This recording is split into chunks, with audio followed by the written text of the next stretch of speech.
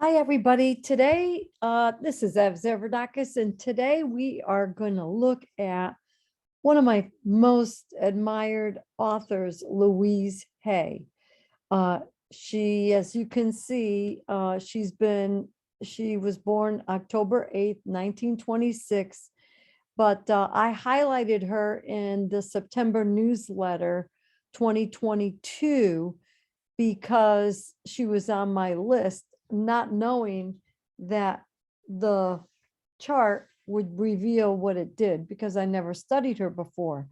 But what's really interesting, and this is a side note, is that the invisible world is always working in very mysterious ways. So we could call it serendipity. We could call it, ooh, isn't that weird?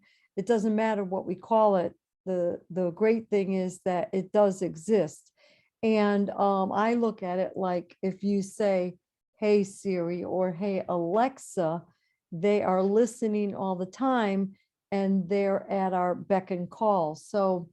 Um, so when you have intentions and you put intentions out there, because I work a lot with the law of attraction and helping people when I coach, like with success coaching, right?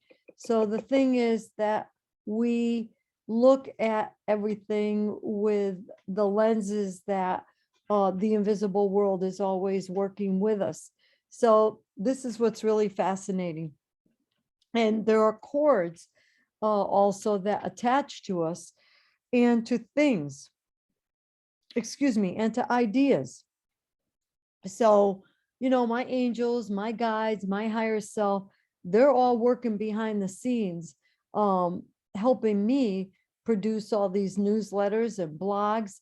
And I mean, I couldn't have done this. Who would who would have known that all this stuff was going on in Louise Hay's chart? Who would have known that this random schedule that I use as a template for my newsletters, which happen to be randomly Louise Hay, would be born as a Libra, and that's the highlighted sign for September, you know. And so let me begin because I didn't want to write all this down. It was just way too much information, but it was too fascinating not to talk about it. So I figured I would use YouTube to share with you what is going on with Louise Hay's chart. And Louise Hay did pass, and I believe she passed the same day that her best bud, Wayne Dyer, passed. So they are together and they have cords to us, especially we that read Louise Hay's material. So Louise Hay wrote her first book. I'm going to tell you a little bit about her, so that way the chart would make sense. Because if you don't know anything about her, then that might not make sense to you. So, who is Louise Hay? Well, she was born October 8th, 1926. She had a very rough childhood. She was sexually abused by a neighbor. I think her mom was a single mom. They were very poor. So she was born in Los Angeles, and she had it rough, okay, just to say the least. And she wrote a little pamphlet about healing your own life. It's called You Can Heal Your Own Life, or Heal Your Life. And I believe it was in 1984. I remember that little book. It was really nothing but a pamphlet that she put together. She self-published it because, believe it or not, nobody wanted to publish this little book. So she sold all these books, and what she did is she created affirmations. So she was what I call the queen of affirmations. She would take words and create positive words to counteract any negative issues that were going on in people's lives. And she also categorized all the illnesses, like different kinds of health illnesses and symptoms and signs that relate to the humans. So whether it be eczema, and you could look it up online, but she's written the books, several books, at least 20 books, about all these different illnesses, and then the affirmations that you would use to cure yourself and help yourself. So she was a pioneer. She was a visionary. Pioneer is Aries in astrology talk. Visionary would be Aquarius. So I'm prefacing all this, so when we look through the chart, you'll say, my goodness, the chart was so accurate. But did she know all this was going to happen? No. Did she, was it predestined that this would happen? Well, that's a tricky question, but you got to realize that these astrology charts are contracts. They're symbolic contracts that can be translated by you if you want to do it yourself and learn the language of astrology, or by an astrologer. And it is your potential. This is everything that you can do. And that's how astrology works. So she set up a contract with whom? With God. And if you don't like the word God, well, that's the word that I use, because he's the master creator and we co-create with God. And so God and his angels orchestrate all the different energies to help us create what we want in our life. So the chart is your potential. So you make it happen if that's what you want to happen. But if you don't want it to happen, then it won't necessarily happen. So you are always in charge. It's called free will. And you can look this stuff up too. I've done many, many years of research with Bible study and metaphysical studies, like the New Age studies. And God makes us sovereign, and we have free will. We have the choice to do what we want. We can align ourselves with good. We could align ourselves with God, or we could say, we don't need God, and it's our choice. What happens thereafter is the consequences that we'll have to face the consequences. That's just the way it is. So life is just experience, and we are to experience life. That's what the chart is all about here. This natal chart is your life experience. How you're going to experience it is up to you. And so if you don't like what you see in your chart, it's up to you to change that pattern that you may have. And I like to look at the strengths that a person has, and then we could eliminate the weaknesses, or get other people to help you with those weaknesses, because we're supposed to ask for help. We're not supposed to do things alone. So when you have these consultations with me, I use my oracle cards. I use the Akashic tarot cards. It's the only tarot that I use. But and I will use multiple decks. I have a stack of oracle cards in that one tarot that I use, because it is the most amazing thing.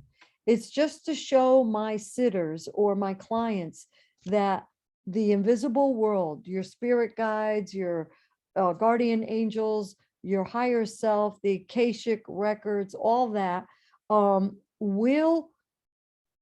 they're listening. So when you use the cards in one deck, a lot of times they have the same words in another deck, and it never fails. It will repeat in the first deck, second deck, third deck. The same words will repeat, and my clients start laughing. And I said, see, I'm not making this stuff up. It's really for your own benefit. So that's why I do these multiple decks, because I'm really a scientist. I'm one of these weird people that use the right and the left side of the brain together. And so there's a lot of metaphysical, artistic, creative aspects of the brain. And then there's that literal, show me scientific part. And as you remember, I worked in the medical laboratory for over 20 years. So, when I started doing this stuff before I became a professional cytotechnologist, I was into astrology and all that metaphysical world, you know, palm reading, everything that you could think of, all the divinity, the cards. But it was not an applicable career path for anybody, and, you know, you'd ruin your reputation. So I went into, you know, what I thought would be a nice healing occupation in the lab. But, you know, it ended quickly and I did not fully retire from it.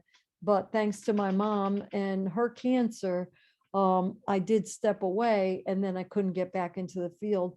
So I did and am doing what I'm doing now. And I hope you all appreciate it. I know my clients do. They're so glad that I do what I do. So getting back to this chart. And so let's start, like, where am I going to start? Well, I see that there's a sort of a balanced influence of planets all around. All these little symbols here represent the planets and positions. And then all these symbols on the inside here represent the signs. And then these are the numbers, which are the degrees in each particular sign. It's all very mathematic. And then, so the circle starts here. This is called the ascendant. Circle has 360 degrees. Remember, in math and geometry, there's 360 degrees. So the signs are divided by 30 degrees each sign. We have 12 signs, have 30 degrees. So it goes around and around, and you have 12 signs.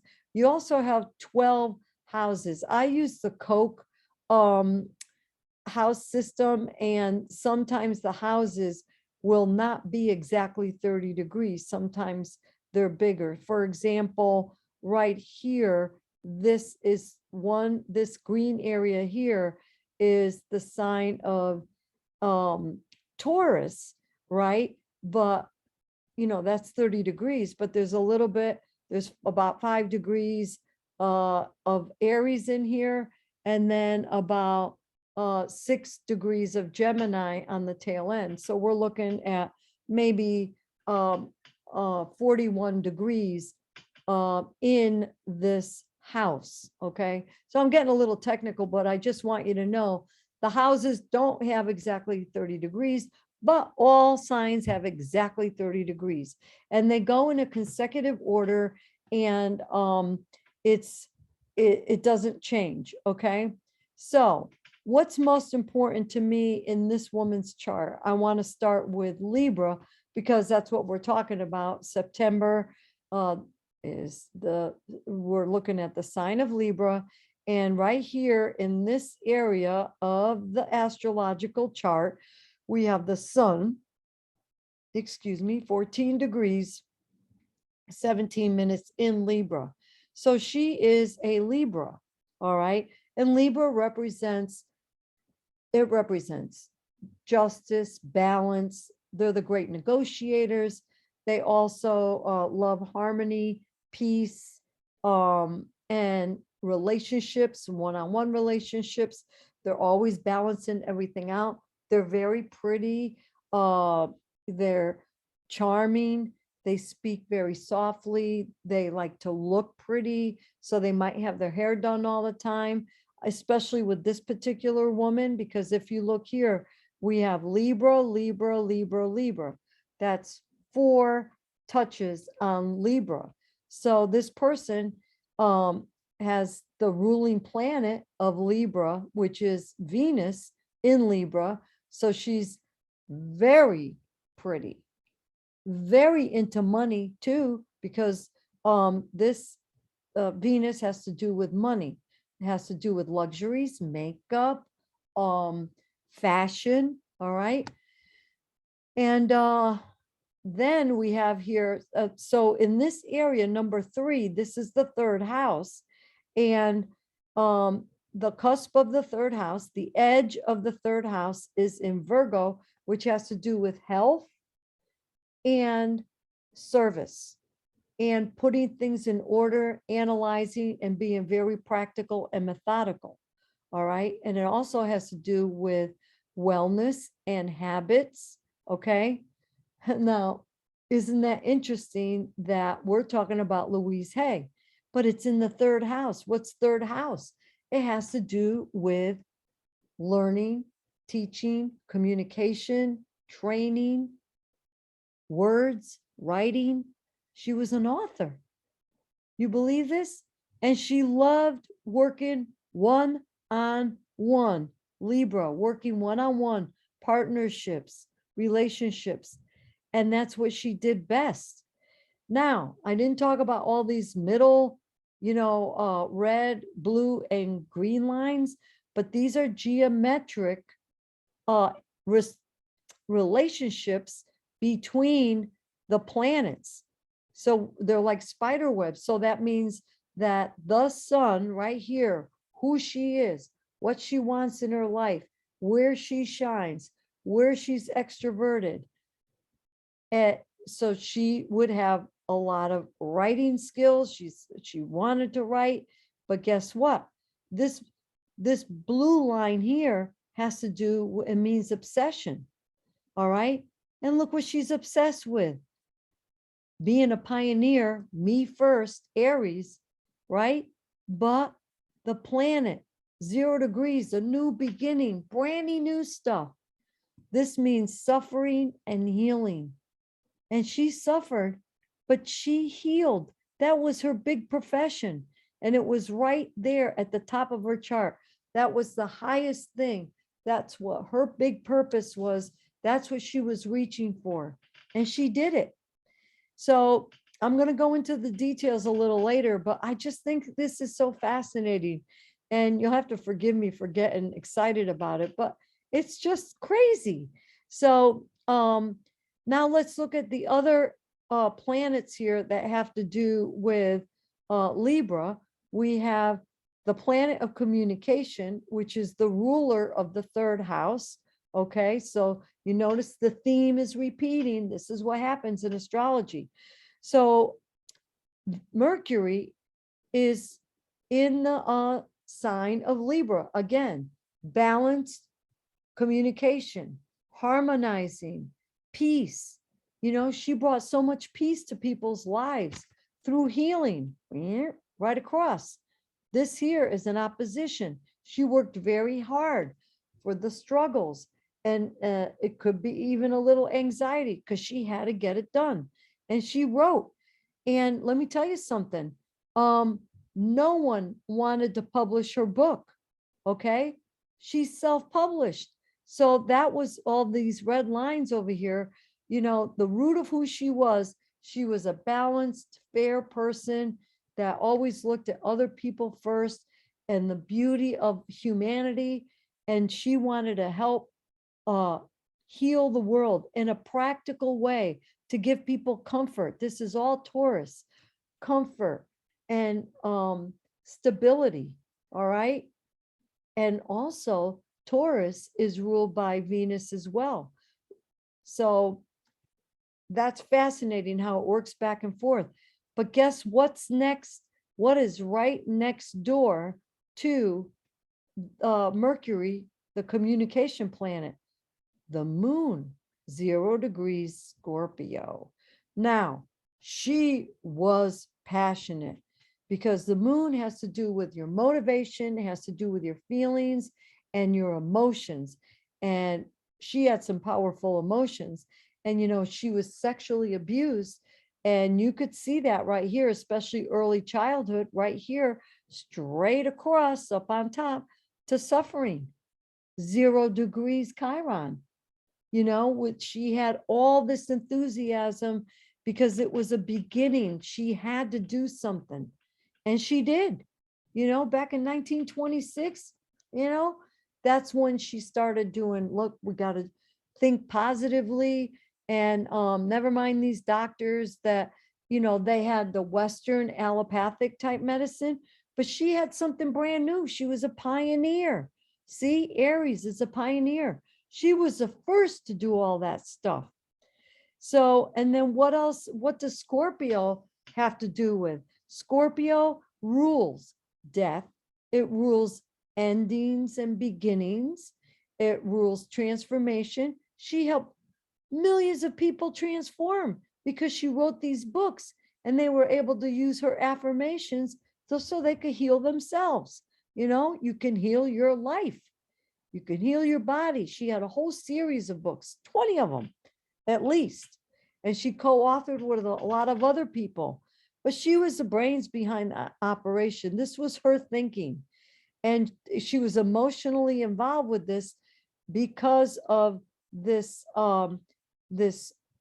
Scorpio energy too. And it was very deep, very to the root of it. And she did get to the root of all the problems. Okay. The other planet that is in the sign of Scorpio, which has to do with her fourth house, which has to do with her home life, you know, I mean, sexually abused, sex, her father was not around, you know, Saturn in this area would represent the lack of a father figure, but her responsibility for transformation and sex, you know, she had cervical cancer on top of it because of this trauma. This up here is trauma. Chiron rules trauma. And it was physical trauma. See this? But she transformed it. So all these little lines, the blue lines is the flow, and the red lines is where there was a lot of work involved.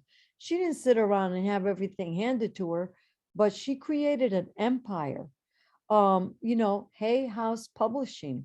So this is over here where she created something as a vision. This was a visionary right here with other people, relationships, and in a big way. She helped humanity.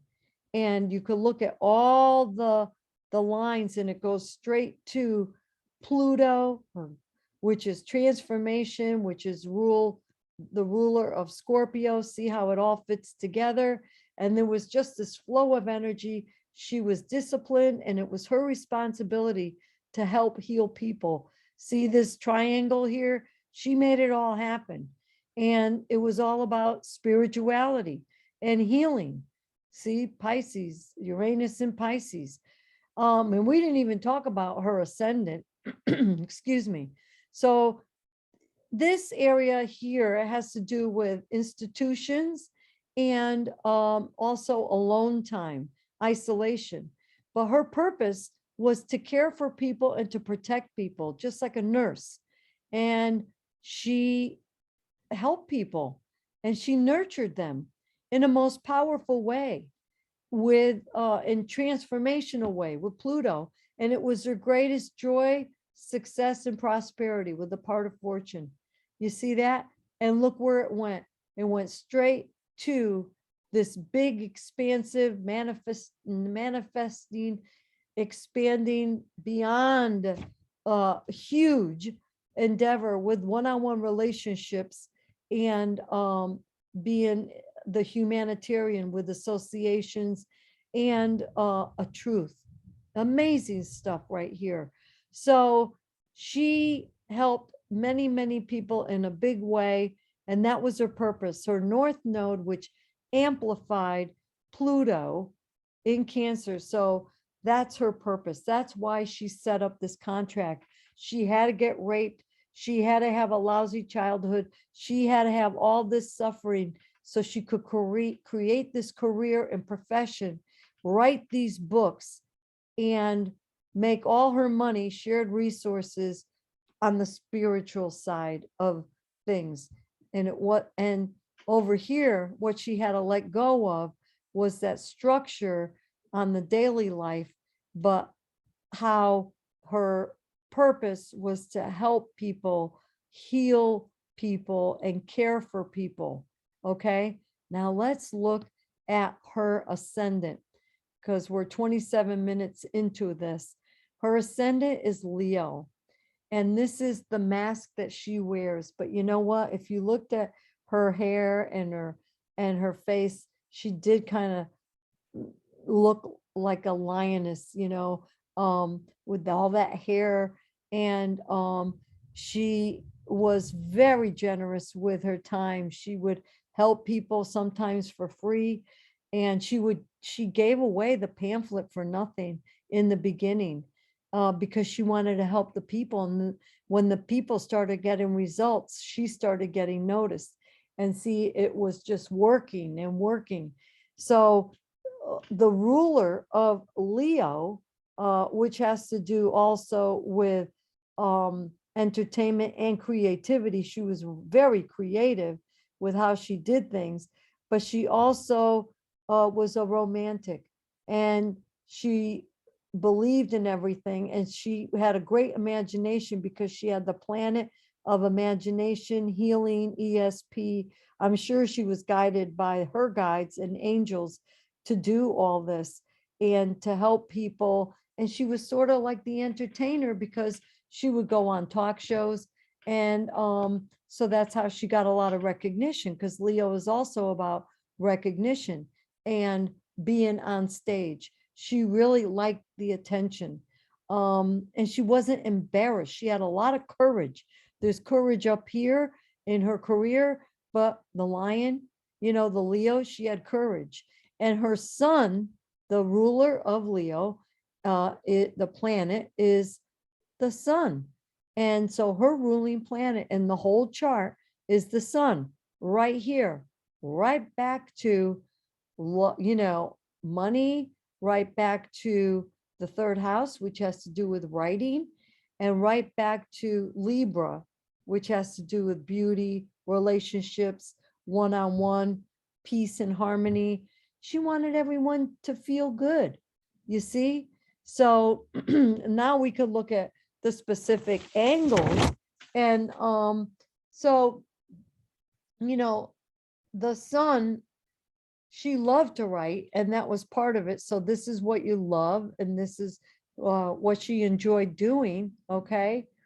And then also it went straight up here to all that energy, Mars in Taurus. She had a lot of stamina. She worked very hard, and she did it in her own building, in her house, until she created the publishing house. But she called it house, Taurus house. And all this too, Cancer, keyword for Cancer is also home. So it's befitting that she would use her name, which, this is recognition of herself, me, the ego, because Leo is ego too.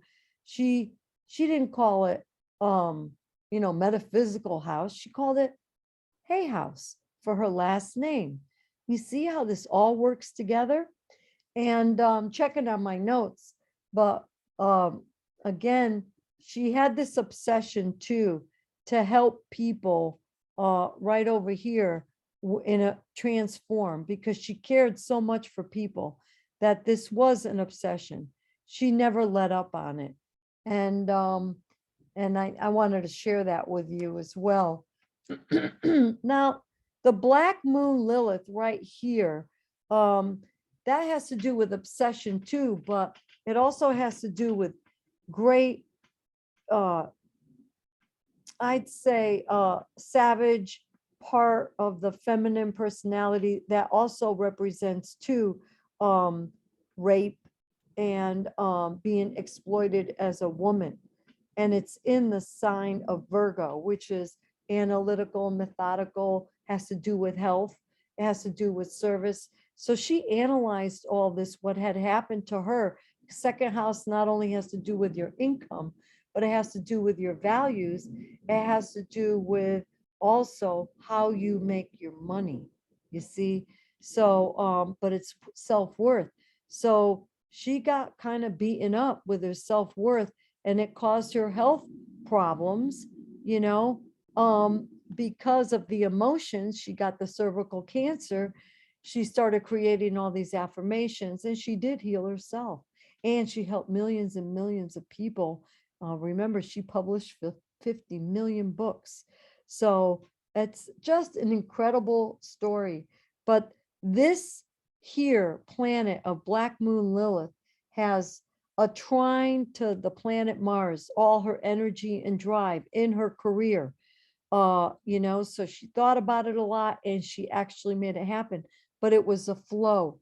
She also had the obsession to make money with this and to spiritually mend people and to heal people. And there was no structure there, but she had a lot of help with shared resources. A lot of people helped her out to make this thing happen. She also had opportunities with her greatest joy, prosperity, and success. Behind the scenes, people didn't know. And also there was a trine to her south node, and that was in business. So that was in the 6th house of habits and everyday health. You see, health and wellness. That's the natural house of Virgo, which is right here where Black Moon Lilith is in Virgo. So and Virgo has to do with criticism too. So she may have been very self-critical, but she made it happen. She analyzed it and organized it to such a degree where she could make a book, write a book, all this stuff here in a very balanced way that she could help people, millions and millions of people. And then she had the creativity to share the responsibility right here, straight up to other people and to her career. And it just happened. And the last bit of the notes is that she right here also with her ascendant, it goes straight here to communication again with the planet Mercury, how she communicated, and she communicated about what? Her feelings, her motivation, and her emotions in a very deep and passionate way, Scorpio, about how you could transform yourself, you could heal yourself. It's amazing stuff. And then it shoots right up here to it all relates over here to the healing Chiron, and the suffering leading to healing. And she was a pioneer in that sense. So then let's look at the last planet right here, Neptune, that I want to talk about because it's in the 1st house, which has to do with her personality. So she was quite imaginative, and I'm sure she had rose-colored glasses, because you cannot do this kind of like have all this antagonism, like be told that you can't publish the book and then have accomplished everything she did, 50 million books, without an imagination or having spiritual help, Neptune, okay? Or even ESP, or even escapism. She did a lot of meditations too, so she was the queen. And Leo, almost forgot, Leo's the king of the zodiac, but she was the queen of publishing, and she was the queen in her career, pioneer of healing people through the words right here, Gemini, shining with relationships and other people in the 3rd house of writing and teaching. So I hope you enjoy this very long-winded synopsis and interpretation of Louise Hay. Now, if Louise was sitting with me, she would interject and give me, oh yes, I would have sudden and unexpected people come to me and give me money and stuff like that. I can only imagine, but that's the sudden and unexpected, maybe shocking. So she didn't have a structure. She didn't have a business plan. This is all represented here, but she made it all happen because it flowed right into prosperity, joy, and success right here in a very powerful way, because Pluto has to do with wealth. And she would say how, she felt very lonely. She was alone a lot of the times, so, but she made it all happen. If you have any comments or questions about this video, you could share the comment so everyone else could read it, or you could private message me with my email address. You know how to get in touch with me. If anybody wants a reading, just hop on to my scheduling appointments on holistichealingastrology.com. And I thank you again. Please share this video. If you like the video, give me a thumbs up. If you want to be notified when I do put out videos, because I'm not always consistent with the videos. I try to schedule them, but they're a little bit random. I'm trying now to coordinate the newsletters with videos with more in-depth information. And then, so just hit that little bell, okay? And then the other thing is, share the video with people that you feel may like, the information.